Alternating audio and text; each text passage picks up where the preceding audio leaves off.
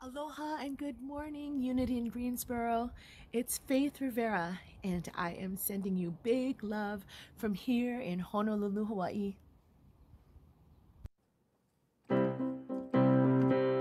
I'm so happy that I got to be here with you today. Let's sing it out. This is Stayed on Spirit, a soulful traditional song. Yes, let's sing it out. Here we go. Woke up this morning with my mind. We sing. Stayed on Spirit. Woke up this morning with my mind. We sing. Stayed on Spirit. Woke up this morning with my mind. Stayed on Spirit. Hallelujah. Hallelujah. Hallelujah. All day long, I keep my mind. Sing it to me. Stayed on Spirit. All day long, I keep my mind. Stayed on Spirit. All day long, I keep my mind. Stayed on Spirit. Hallelujah. Hallelujah. Hallelujah. Walking, talking and talking with my mind. Stayed on Spirit, Spirit. Walking and talking with my mind. Stayed on Spirit, Spirit. Walking and talking with my mind.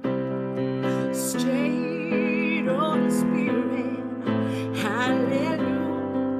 Hallelujah. Hallelujah. You ought to wake up in the morning with your mind. Everybody sing. Stayed on Spirit, Spirit. Wake up this morning with your mind. Oh, stayed on Spirit, Spirit. Wake up this morning with your mind. Oh, stayed on Spirit. Hallelujah. Hallelujah. Hallelujah. Hallelujah. Hallelujah. Hallelujah. Last time. Hallelujah. Hallelujah. Hallelujah.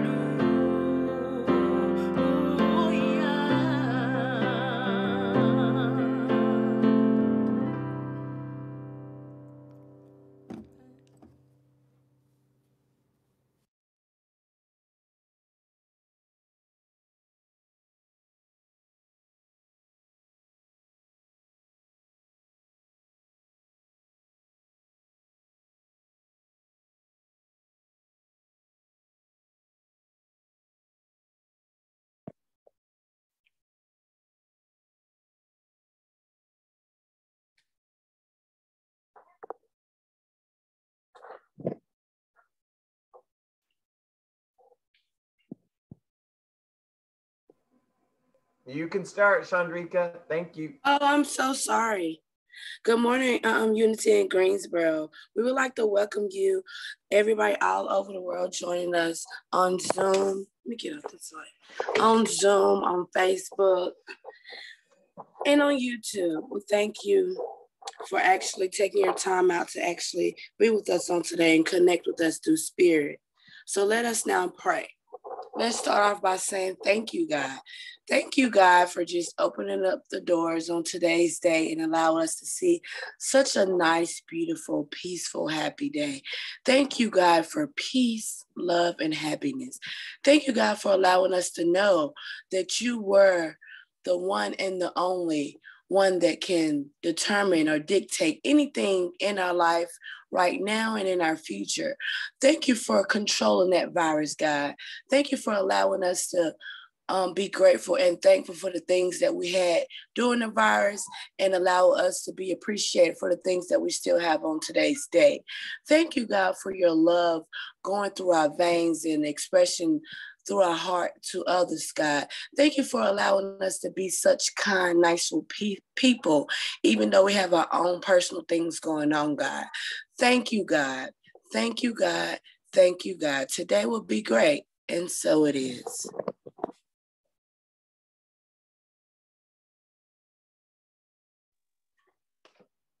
Thank you for that beautiful prayer, Chandrika. Good morning, Unity in Greensboro. Now is the time to invite your loved ones to check us out. Take a moment to share our stream on Facebook and YouTube. Liking, sharing, and subscribing are ways you can let people know you are a loving part of this wonderful community. Now we're going to take a moment for everyone on Zoom to unmute and greet one another. If you are watching on Facebook or YouTube, please post a greeting.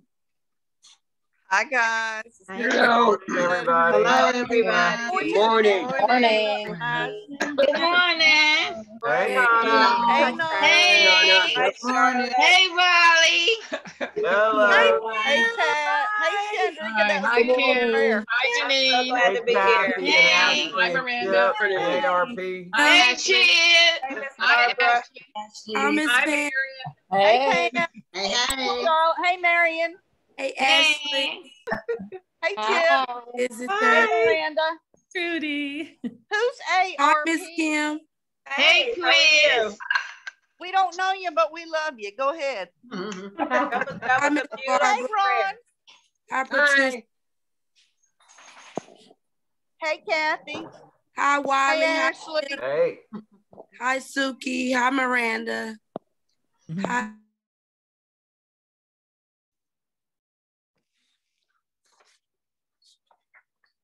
Thank you for that.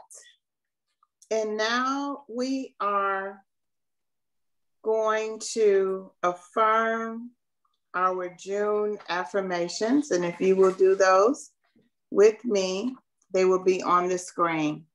I work at everything I do with all my heart. I imagine a world I want to live in and then living in it. And now we'll have our call to worship song performed by Jeannine Delcambra.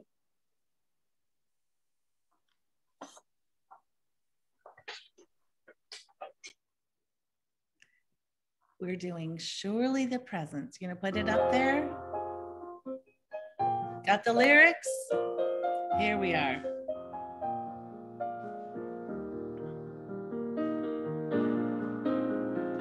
Surely the presence of God's love is in this place. I can feel the mighty power and the grace. I can hear the brush of angel wings. I see glory on each face. Surely the presence of God's love is in this place. Surely the presence of God's love is in this place. I can feel the mighty power and the grace.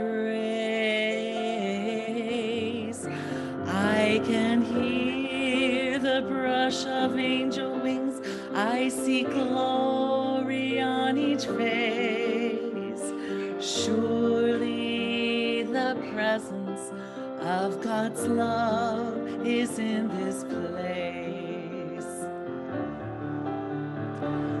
Surely the presence of God's love is in this place.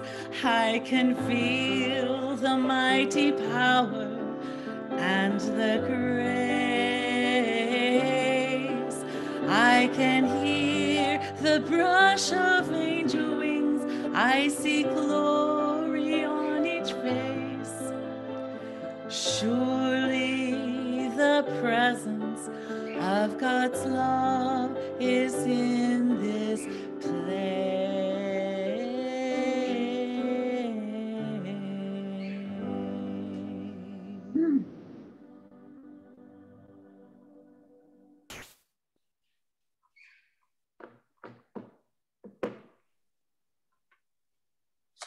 Thank you, Jeannine.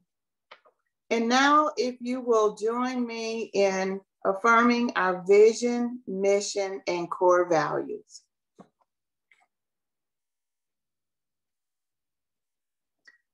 We envision a spiritually awakened world where all people live in joyful gratitude. In our mission, Unity in Greensboro is a beacon of light for those seeking a positive path for spiritual living through prayer and meditation, education, celebration, and service. And our core values are spiritual growth, generosity, inclusivity, authenticity, wholeness, and unity.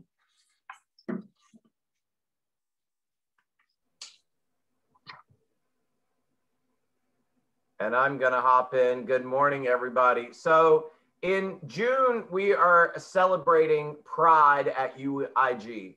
And I've asked several members of the LGBTQ plus community that's part of UIG to take a Sunday and share something with you about themselves and about why this community is so important to us. The UIG community is so important to members of the LGBTQ plus community as well. And I'm starting out.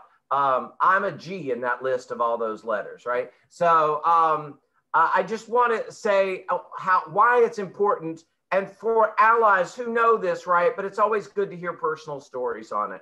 And so for me, I grew up in a Southern Baptist church where I didn't just go on Sundays. Like, those people we went to church with was also who we socialized with.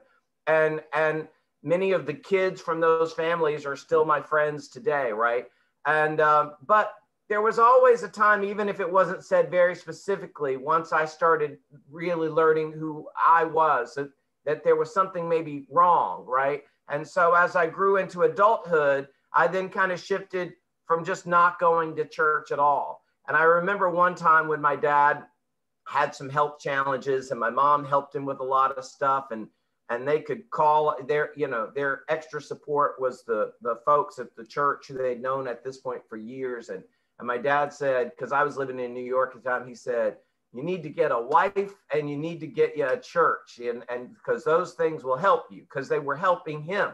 And the wife part was no problem. I just transferred that in my head to saying spouse. I didn't care. But the church part, I said to myself, and I said it for a long time, well, I can't go to church because Jesus hates me. Mm-hmm. And even though no one had said those specific words to me, that was the feeling and the belief that because I was a gay man, that Jesus hated me. And then skip further years ahead, and my dad had made his transition, and I was living out in New York and then in California, and my mom really depended on the support of the people at this church, that I knew that if I walked in and was a walking rainbow flag billboard, I would not be welcomed, right? Even if they loved me, they would feel an obligation not to welcome me because they had all been taught this was so wrong too, right?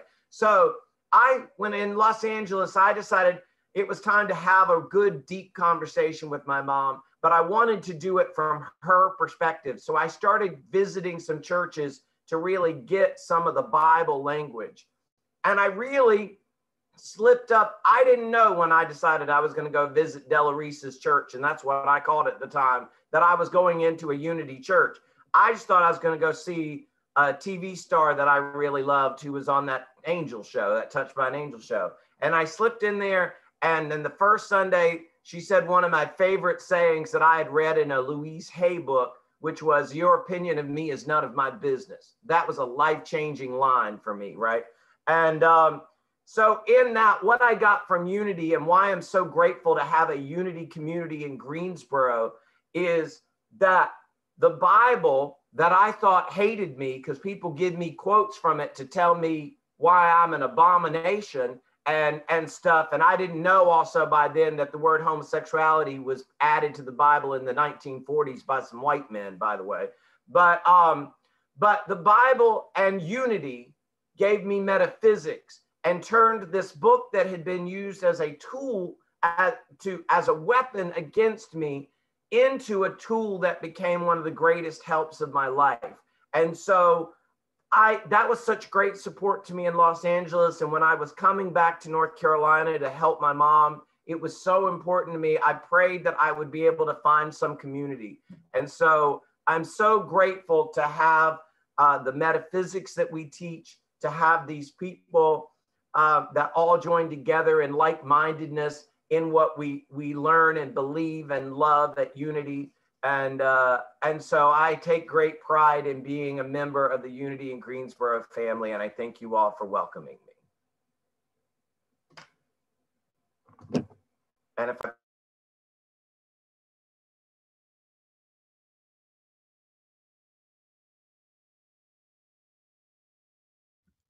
You might want to say that again, Wally. I muted you. I'm sorry. That's okay. I said, and I pulled the script back up to make sure. Now we go back to Chandrika. Okay. Well, my name is Chandrika, and I am the prayer chaplain on duty today. No matter what you are going through, I will be honored to pray with you. To be included on our prayer list, we ask for the private prayers we ask that you contact us through UIG website prayer requests at the top of the page. Or you can also go to our weekly newsletter and look at the newsletter, and it says prayer request link as well. Or you can email us at prayerfromuig@gmail.com. Now I invite you to think of a loved one that you would like to pray for along with the people that's on our prayer list. And that's Karen, Charles, and Joseph, and Patricia. So together, let us affirm these words. We affirm that these loved ones are whole, perfect, and complete. We are standing with them knowing that God is already actively working in partnership with each person to grow through the appearance of challenge. Wherever we are, God is, and all is well. Thank you, God. Amen.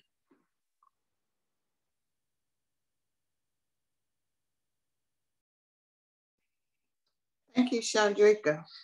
And now we have our announcements. And at the top of our announcements, I'm going to ask Anita Shaver to speak about the food for our upcoming picnic.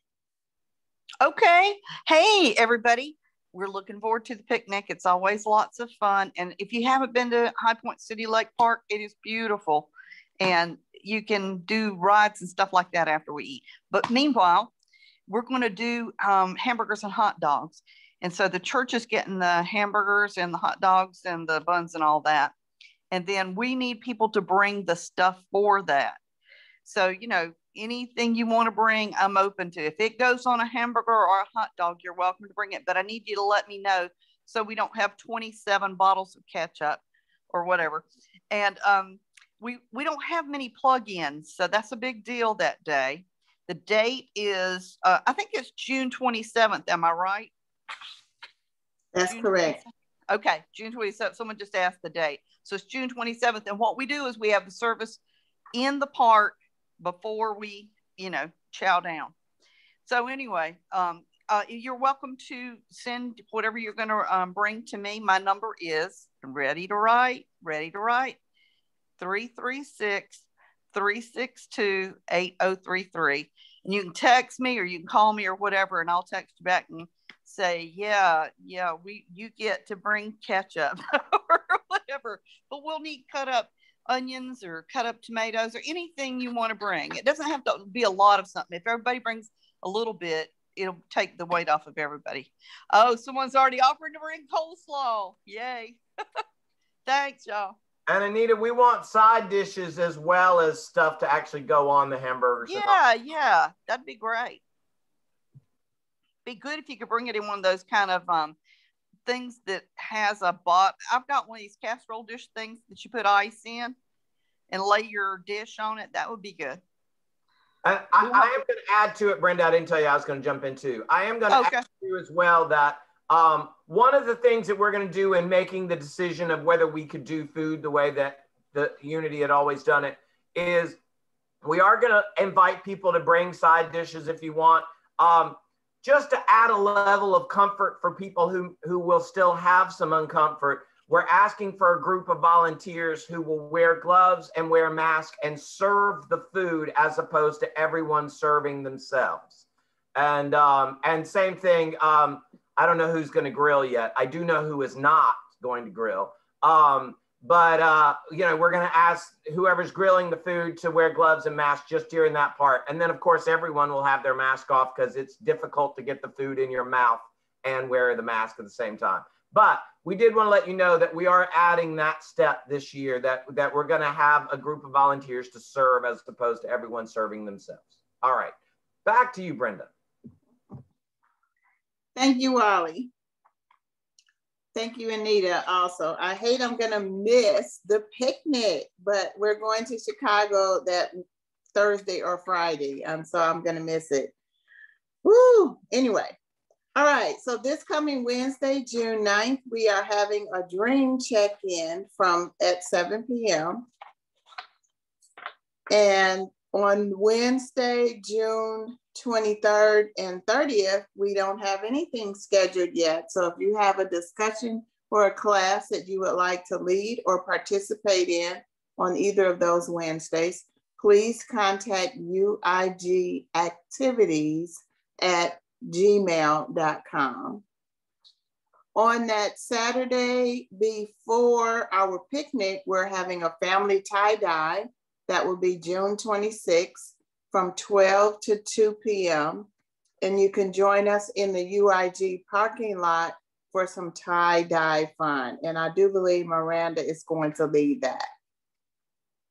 Volunteer opportunity. We need someone to take over as the team leaders coordinator. In the position, you will facilitate the team leader monthly meetings as well as put together the agenda by communicating with the team leaders ahead of the meeting. And if you're interested, you should contact Pat Hauser at uigforus@gmail.com. And that's for FOR spelled out, forus@gmail.com. Or you can email the church at info@unityingreensboro.org. UIG has fast, easy, and secure ways to tithe. One way is to text GIVE to 336-600-1064 and follow the prompts. You can also go through the donate link on the UIG website on Facebook page, or you can mail a check to 501 Mendenhall in Greensboro. And now we have special music by Kim Yarbrough. I feel like she's ours now. A veteran singer, TV voiceover, and film actor and violinist, Kim Yarbrough captivated TV audiences the world over during her splash as a finalist on season 2 of NBC's The Voice. Originally from Memphis, Tennessee, Kim has enjoyed a dream career performing alongside legends and icons in music, film, and television in Los Angeles. She voiced the scientist in the Oscar and Golden Globe winning animated film Spider-Man Into the Spider-Verse, and her new hit animated show, Kid Cosmic, is in its first season on Netflix. Kim appears in the final season of Shameless on Showtime and also NBC's newest hit, Kenan. And here we have Kim Yarbrough.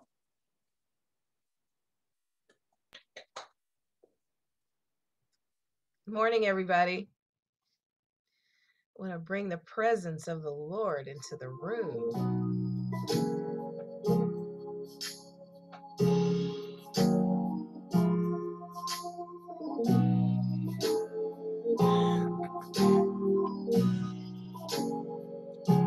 The presence of the Lord is here.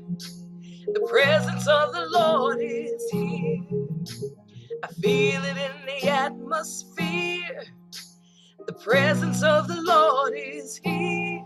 The presence of the Lord is here. Of the Lord is here. The Spirit of the Lord is here. I feel it in the atmosphere. The Spirit of the Lord is here. The Spirit of the Lord is here.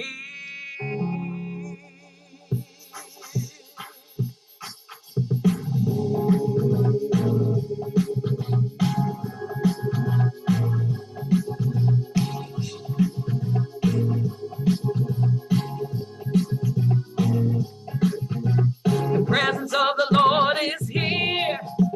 The presence of the Lord is here.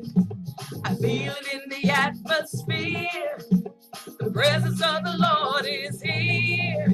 The presence of the Lord is here.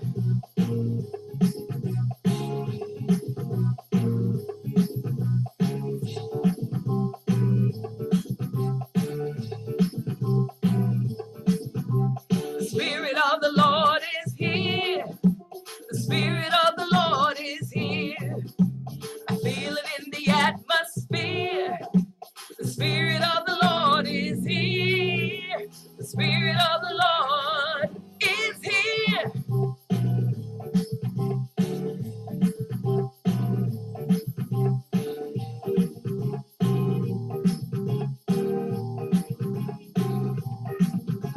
The power of the Lord is here.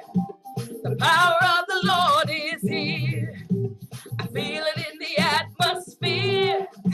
The power of the Lord is here. The power of the Lord is here. Everybody blow the trumpet and sound the alarm. Because the Lord is in the temple, let everybody bow. Let all the people praise him now. The Lord is here.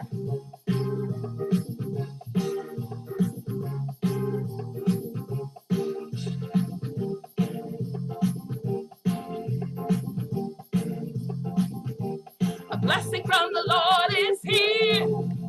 A blessing from the Lord is here.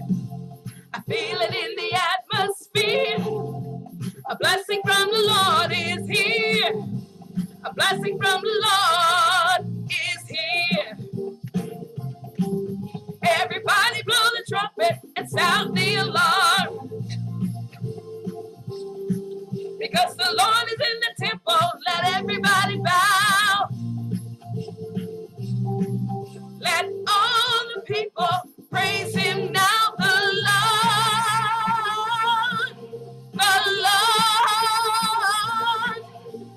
Lord is here. I can feel the presence of the Lord, and I'm gonna get my blessing right now. The presence of the Lord is here. Woo! All right. Thank you. Thank you. Thank you. You're welcome. And I want to take a minute before I move into our lesson and our prayer to thank Kim. I'm sure that we and I will find creative ways to bring our California folks in with us at some point. But if the session with the Presbyterian Church does what we think they'll do this week, we'll be opening back up and moving into the space. And so this may be the last Sunday that we get Kim as our musical guest for a while. And so I want to thank her for her willingness to be here with us and for getting up at the 3 hours ahead of us, hours to be here with us.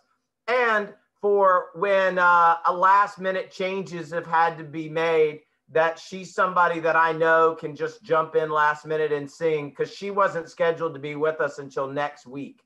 So I just want to thank her for all the times that she's been saying yes, and for her willingness to become a part of our community from across the country. So love you, Kimmy. All right, so I want to invite everybody to get into your comfortable prayer position, to close your eyes if that works for you.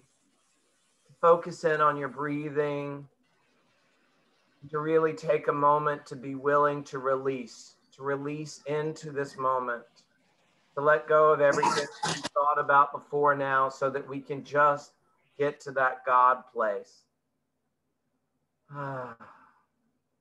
Say, thank you, God. Thank you, God, for this beautiful day. Thank you, God, for this beautiful church. Thank you, God, for all these like-minded people I get to hang out with and celebrate my truth with. Thank you, God. Thank you, God. And together I affirm, and I will say it and allow you to then repeat after me. I am one with God. I am one with all people. I am one with all life. I am one with the one. And I say that last line, I am one with the one, because there is only one. God is all there is, and God is good. So good is all there is, and God is love. So love is all there is. So when I see appearances that look opposite of that, I can stop and take a breath, just like I did to start this prayer, and remind myself that God and good and love is all there is. So this other thing I'm seeing is simply an illusion that I'm going to let pass by. And so it is, and amen. So we are in June, and we're starting to look at the next step in our 12 steps of living in the circle of prayer. And Chris, can you bring up that graphic? We made a new one this week. Slightly, I was just changing colors on one that I'd been using for a few months, and then Canva updated something and I lost everything. But I love this one. I love this new one that came up. So far we have studied desire and decision and asking and love and faith. And now we move on to work. And if you look at this graphic, this is when you can start seeing as well that there's a partnership. Each of these have a partner, and they go kind of diagonal. So working and resting are partners in this process. Just as if you go diagonally, desire and thought are, and decision and spoken word and ask and listen. Isn't that an amazing thing that if you bother to ask, you should then stop and clamp the trap to listen on the other end of that, right? And love and accept. And how many people love but never take the time to accept it, right? And then faith and make disposition. So, but we are on number 6. We are on work. All right, thank you, Chris. You can take that down. And I'm going to give you, as some of you you can nod if you got it. I had an email go out this morning at 9 a.m. because there are 14 steps that Stella Terrill Mann gives us in this chapter on work that she calls the rules for using the creative power of work. And so I'm going to go over these now. I invite you, even if you want to slip off camera for a second, to grab some paper. You may want to take some notes on this one. And if not now, that's okay, because this is up for replay on YouTube later today, and it's on Facebook for replay whenever you want as well. But I'm not going to worry about making sure you can write down all 14 rules right now, because we have already emailed those out to everybody. And if you didn't get it, you let us know. We'll get that out to you as well. And then I think Miranda's going to do some creative things with it on our social media as well. But there are 14 rules that we're going to look at. And one of the things that I want to start in saying that is kind of, I think, the whole real lesson to how do you do work, right? See, I grew up, my parents were both high school educated, but neither went to college.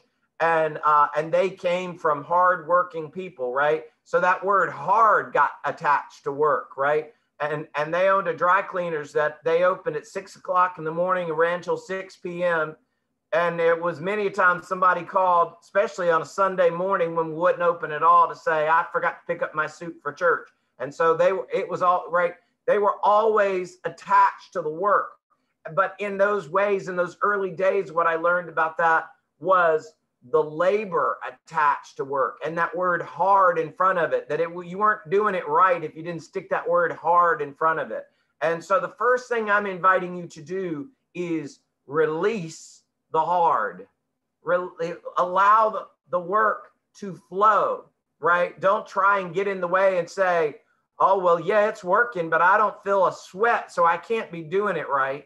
You know, so we're going to give you some sweat-free work to do here.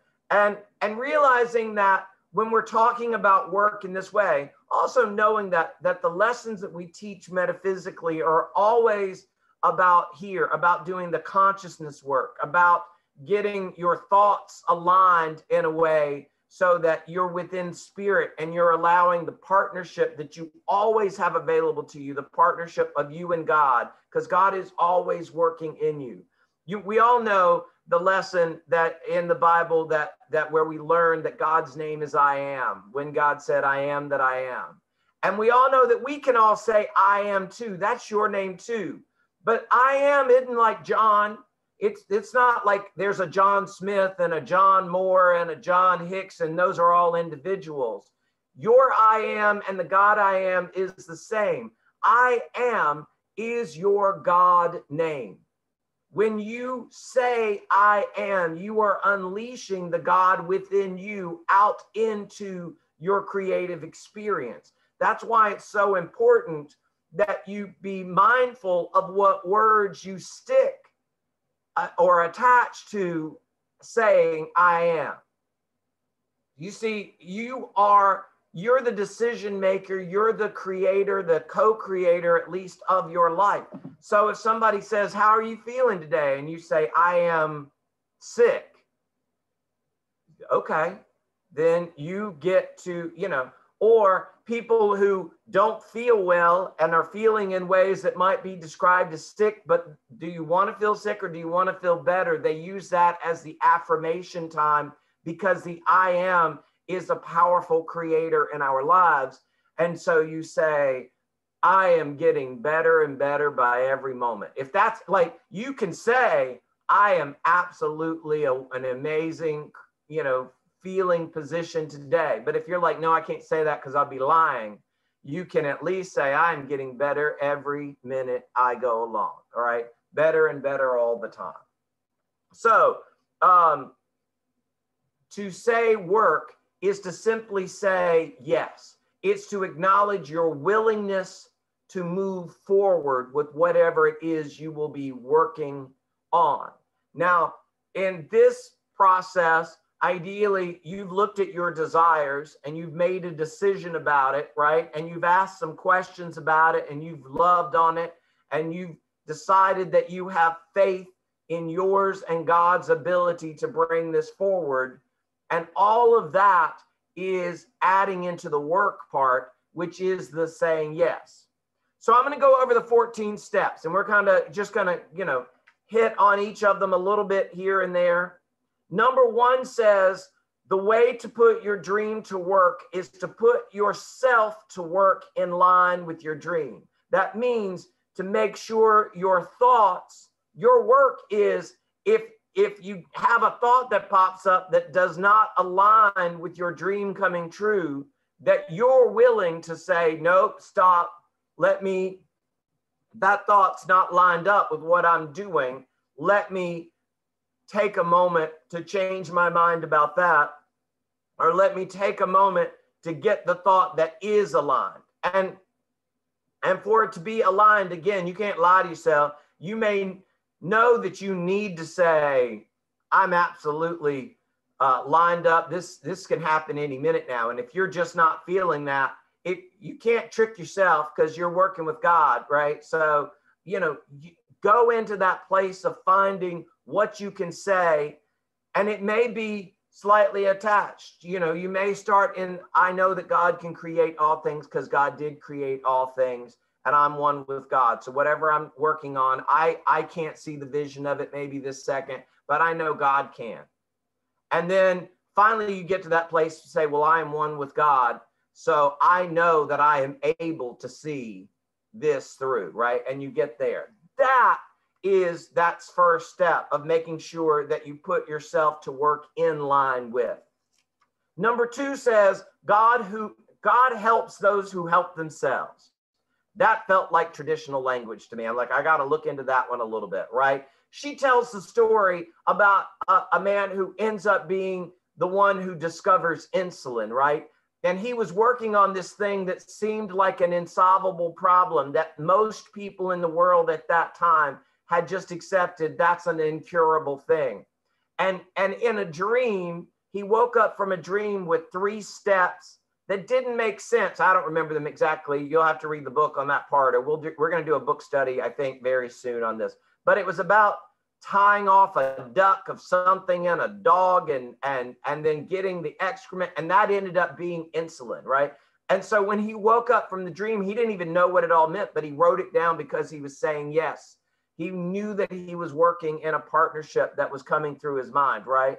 So in saying that God helps those who help themselves, it is saying to yourself, you have to expect the answer. You have to approach this with expectation. You have to approach this knowing that you are worthy of the yes and that you are in charge of the yes, right? And so that, and then sometimes in that knowing that means maybe not sharing it with all, you know who your naysayers in your life are. So you know when they are useful to you to help you from going off on some carnival ride, but you also, and that may be just going on a bad date, right? But you also know when to, metaphysically in the Bible, when babies and children come up, those are our ideas, right? So you also know when to protect that baby and that child that you've been given the responsibility of raising from those naysayers in your life, right? And if you slip up and you realize it's happened, you don't have to stay just because you got there. You can pick it up and say, let's talk about something else. And if they don't want to talk about anything else, you can say, I'll see you another day. I got to go right now, right? Because I can't allow you to harm my child. And this divine idea is that, right? So number 3 is work is not labor. It may be some labor along the way. You may do some stuff that actually becomes laborious. And when I said work that, we're going to take the sweat out of work, you may end up doing some physical work that does bring some sweat on. But if you've done these other steps and you are lined up, you're aligned and you're helping yourself by accepting the yes and approaching it from the expectation. If you're sweating, it's not going to feel like work. If it feels like work, stop and take a breath, because there's somewhere in there that you're letting your human experience lead this process instead of the God within you leading the process. And that's what that part means. Number 4 says, always work for your dream, never against it. Again, when I said, you know who the naysayers are in your life are, you also know the biggest naysayer in every single one of our lives lives right in here. And so because it's in there, you have control over it. You can shut that stuff down. Stuff, by the word, is not the word I thought, but it's the one I said. You can shut that stuff down quicker because it's here and you're in charge. You're in charge. Know that, right? Number 5 says, if you don't like your work, work for change. Look, if you've gone through all these other steps and you think you're in line to break a dream come true, and there comes a moment where you're like, well, everything I feel like aligned to make this come true, I'm not enjoying. This may be the indication that you want to maybe slip back to step 1 and look at desires. Maybe this isn't the dream for you to bring through in this moment.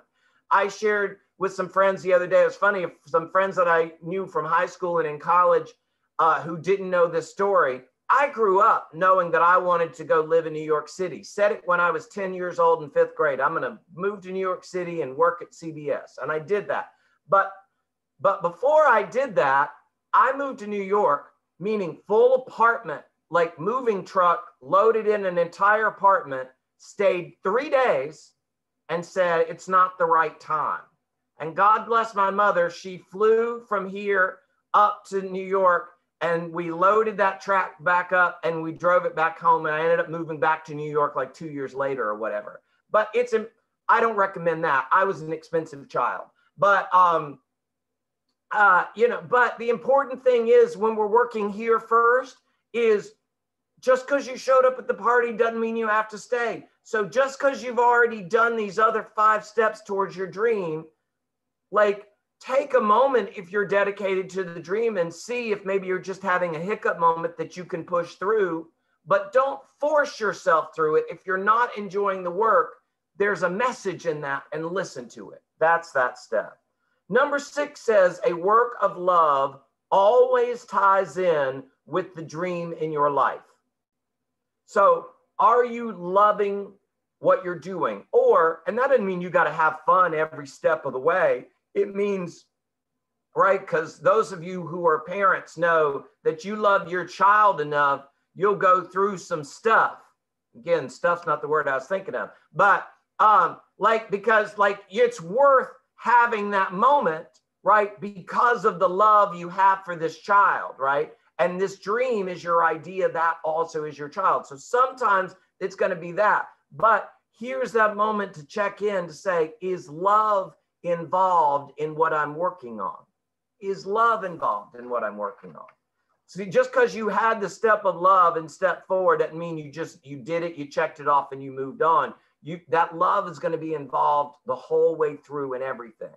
Like God is love, right? And God is a whole bunch of things, but love is one of those things that we in our human experience can really have a true understanding of, right? And understand it from the spiritual versus the needy human part of it too. We know the difference.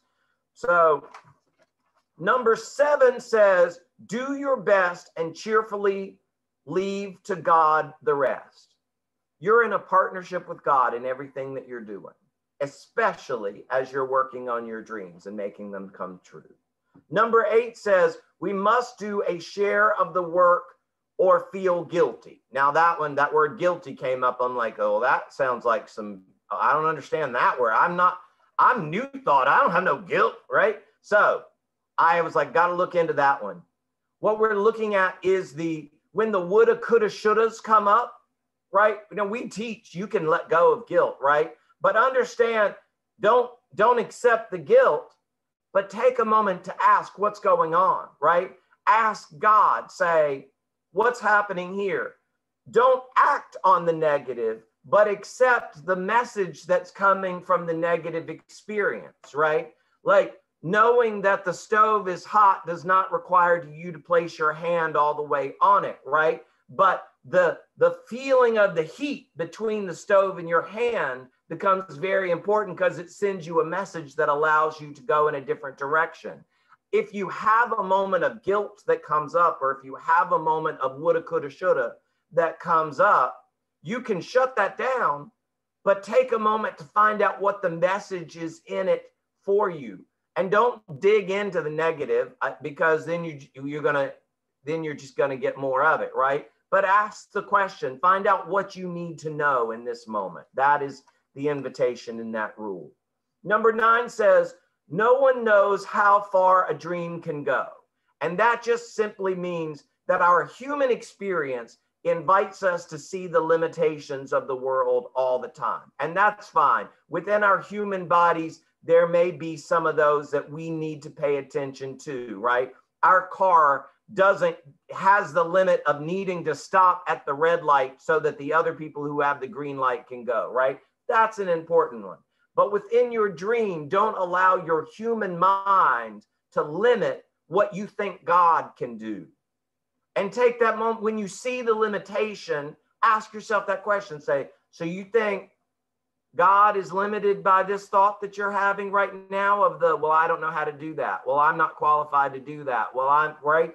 So always know God is unlimited all day, every day, and absolutely is making the miracles, which are nothing but just another thing to God, but is amazing to us because our human limited mind couldn't see it yet, know that you're one with that. Number 10 says, work proves your faith and holds it steady. It's what I wrote down in that from her notes was, success can become a habit. When you allow it, when you allow yourself to be worthy of the success, it can happen more often. And then that becomes your habit. Now you approach it from like, well, I don't know how to do this, but Reverend Wally in this book says that I ought to accept the God in me to do it. Soon that message will go away. And you're like, well, I've had so many successes. I know how to use the God in me. And that becomes your habit when you allow it to happen enough through you. Number 11 says, when you get an idea in line with your dreams, put it to work. Simply by that, say yes. Say yes to, I'm going to allow this to happen. Say yes, I'm going to allow this to happen through me. Say yes, I'm going to allow myself to be the hands and feet of God, but I'm not going to run around and do what I think because I know Aunt Sally would expect me to. Poor Aunt Sally. I don't have a Sally in my life, but I use that phrase all the time and I blame her for everything. Right? Just say yes, knowing that you're working with God through everything. Number 12 is a longer one.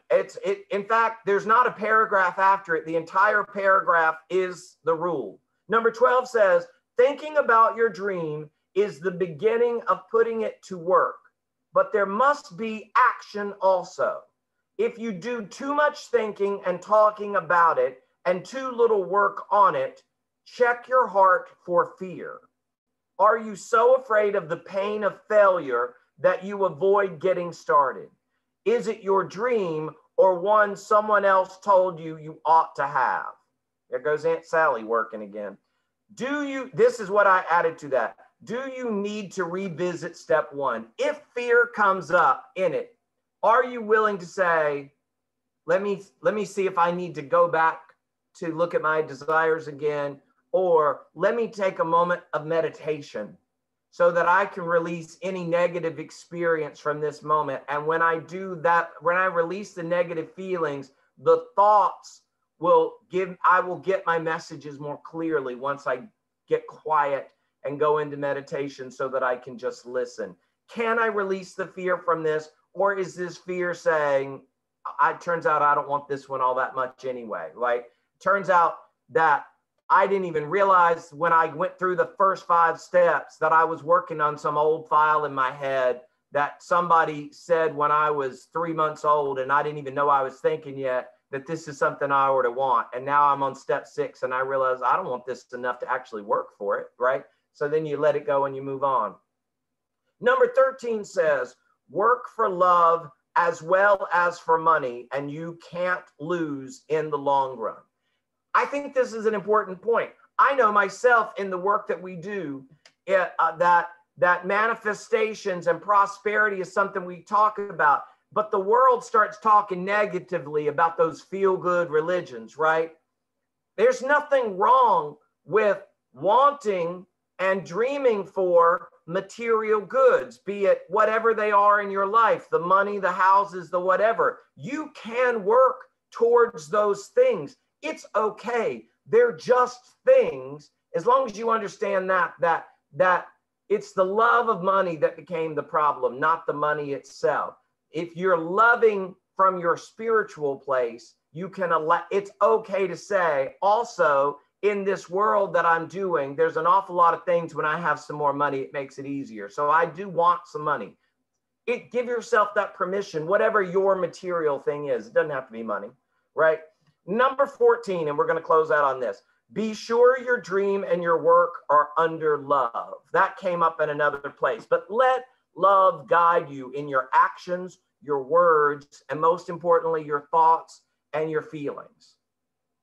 You are the key to your success because you are the thinker that are thinking. How's that song go? We'll have to sing that song soon. You are the thinker of your thoughts, right? You are the key to your success. So I invite you in this moment as we close out to repeat this affirmation. I am the key to my success. I am the key to my success. Now don't say it because I told you to, say it because you mean it. I am the key to my success.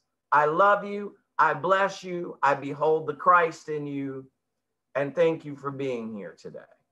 So now is our time that we give to the church and give to our church, to our group, and knowing that as we move forward, we're getting ready to spend a little bit more money than we've spent on a monthly basis in the last year. So I invite you to give at your comfort level, right?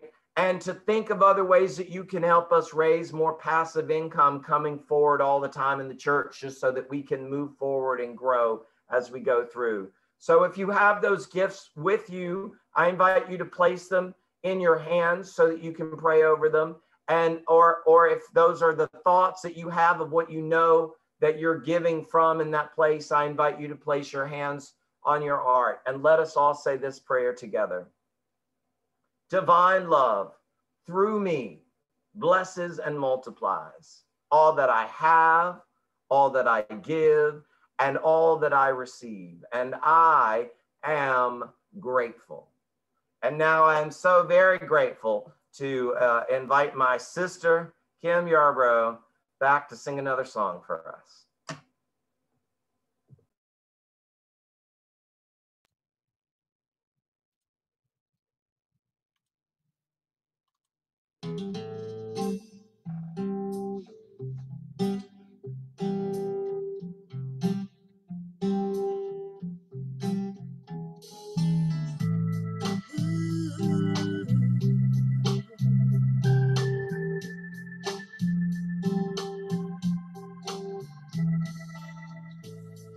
She is 25, spent over half of her life, so afraid to speak her mind. It's such a shame, 'cause what a brilliant mind she has. And now that she's been introduced to confidence, she doesn't see that she is bordering on arrogance. When will she learn to come back to the middle?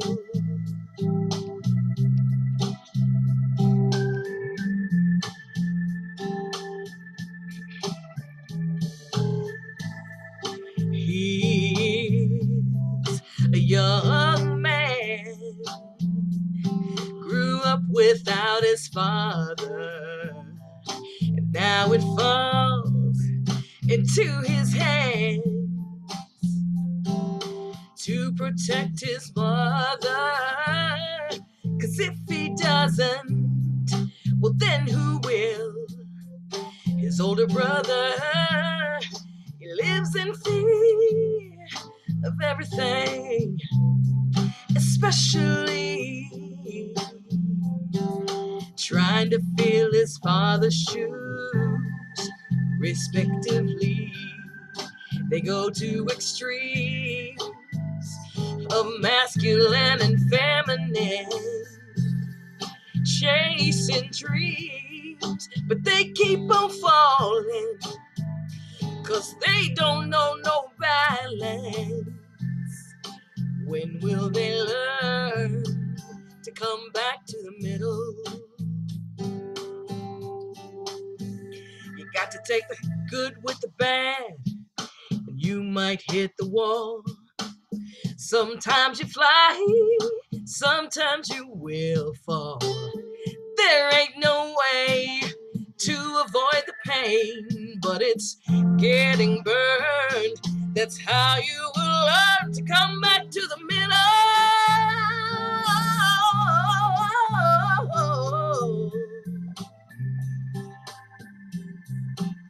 Come back to the middle. Come back to the middle.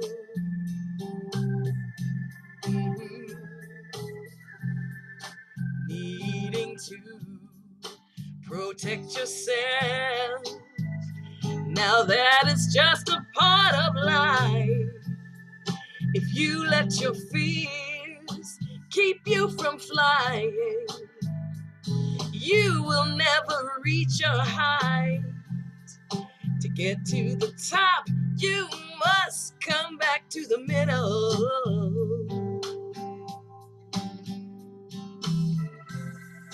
When will we learn back, back, back to the middle? Come back, come back, back, back to the middle. Come back, come back. Don't make no mind about falling down, 'cause it's when you're in that valley you can see both sides more clearly. Back to the middle, back to the middle, back to the middle, back, yeah, yeah.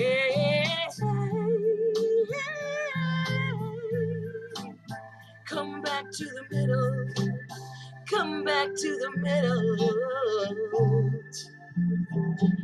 come back to the middle.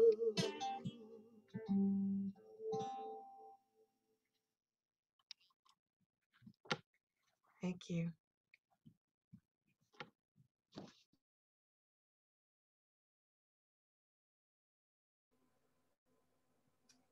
All right, and Chandrika, if you can turn your camera on and join us, we'll ask you to say a prayer over our gifts and love offerings and tithes. All right. So if we would just begin to bow our heads and just breathe in all that peace and release happiness and just begin to say, thank you, God. Thank you, God, for the beautiful music. Thank you, God, for the inspiring message. Thank you, God, for unity. Thank you, God, for allowing us to be one. Thank you, God, for allowing you to be the head, God, and not the tail.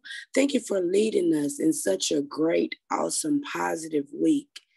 Thank you for releasing anything on us that's been a burden in our life, God. Thank you, God, for just happiness, peace, and gratitude. And for that, we say thank you, God. We love you, God. We need you. We cannot do anything without you. Today will be great, and tomorrow will be greater. And so it is. And so it is. Thank you. I have to tell you all, I'm laughing. I have a bird feeder just outside the window that I'm sitting in front of, and the squirrels in the last couple of days have really taken the bulk of the food out. And as we were praying, I've got a couple of the birds. They keep this thing busy right now. They came and were literally tapping their beaks on the window. And I know that what they're saying is, you need to come fill this thing back up. I just started laughing because it wasn't just a tap tap. It was a ba ba ba ba ba ba ba ba ba. It's like, come now. Anyway, I feel the love and the blessings of that, just as I do from you all. And one of the things that I felt in Chandrika's beautiful prayer called to say, to invite you to do this week, you know, there is the law of giving and receiving, and that's one that we know exists, right? So one way that I invite you to create more loving and healthy environments around in your own world is to take some time this week to pray for some people in your life, and to if you get our e-blast, and if you don't, please make sure that we know that and give us your email so we can get you the weekly e-blast where we put that prayer list that our prayer chaplains put up there. That's not just for the 4 prayer chaplains and myself to pray for. We're all invited to pray for those people. And calling someone's name, there's a great spiritual activity that happens in doing that with love. And remember that when you're invited to pray, you're not praying. We don't put what the challenges are up because we don't want you to pray for the challenge. We want you to affirm the whole, perfect, and completeness of these people and the other ones that you know to name. So I invite you this week to take a moment when you're kind of scanning through the e-blast, or maybe this is actually your invitation to actually bother to open the e-blast and read it at all. I don't know. But to take that moment and read those names and add to those names. And then let us know. We've got a few people that give us names regularly, but you're all welcome to say, hey, I heard Johnny down the street. You don't even have to give us full names. If there's somebody you want to add to the prayer, give us the opportunity to add that for ourselves as well. And so this week on Wednesday, we're going to do a dream check-in. It's a great conversation where everybody that comes in is sharing both their challenges and their successes as they're going through the process of bringing dreams about into the world. And as we share, we all get tips on things that we can do that really helps us hone this. And this isn't about bringing one thing forward. It's not even just about making dreams come true in 2021, as I kind of dubbed it 2021, the year making dreams come true. It's about making them come true now so that it just becomes the thing. It becomes the habit, as that rule says in there, of allowing it to, you're like, oh, making dreams come true is easy for me. That's just something I do.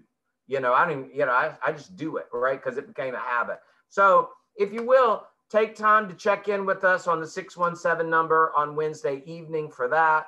And then next week, we're going to be looking at, this is in June is when we in Unity look at the power of imagination. So next week is called Imagining, or it's called Your Work is to Imagine.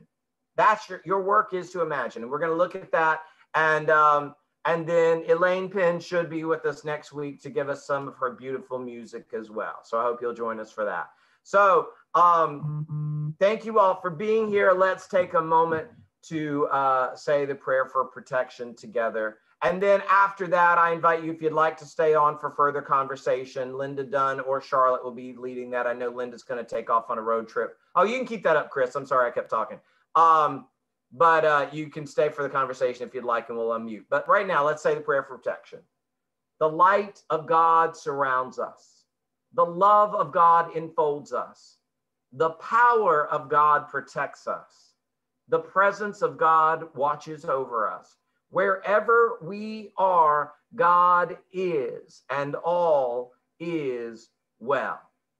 I love you. I bless you. I behold the Christ in you. We're going to say goodbye to YouTube and Facebook and invite everyone to unmute and chit chat for a moment here before we move into the conversation.